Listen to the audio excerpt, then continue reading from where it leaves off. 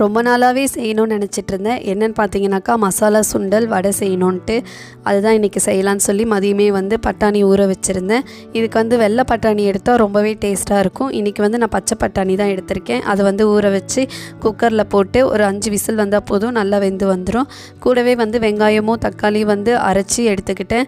அதுக்கப்புறம் பார்த்தீங்கன்னாக்கா சுண்டலும் நல்லா வெந்து வந்துருச்சு. ஒரு கடாயில் எண்ணெய் ஊற்றி கொஞ்சமாக கடுகு போட்டு அதுக்கப்புறம் நம்ம அரைச்ச வெங்காயம் தக்காளி போட்டு நல்லா வதக்கி விட்டுட்டு பச்சை வாசனை போனதும் மஞ்சத்தூள், கொஞ்சமாக கரம் மசாலா, மிளகாய்த்தூள் போட்டு நல்லா வதக்கி விட்டுட்டு அதுக்கப்புறம் நம்ம வேக வச்ச அந்த பட்டாணி கூடவே சேர்த்து நல்லா ஒரு 2 விசில் வரட்டும்.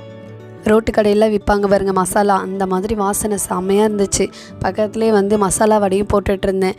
கொஞ்சம் உப்பு கம்மியாக இருந்த மாதிரி இருந்தது. அதனால் கொஞ்சம் உப்பும் போட்டுட்டு நல்லா மிக்ஸ் பண்ணி விட்டுட்டு ஒரு பவுலில் மாற்றி கொஞ்சம் வெங்காயமும் கருவேப்பிலையும் போட்டு சாப்பிட்டா செம்ம டேஸ்ட்டாக இருந்துச்சு. கண்டிப்பாக ட்ரை பண்ணி பாருங்கள்.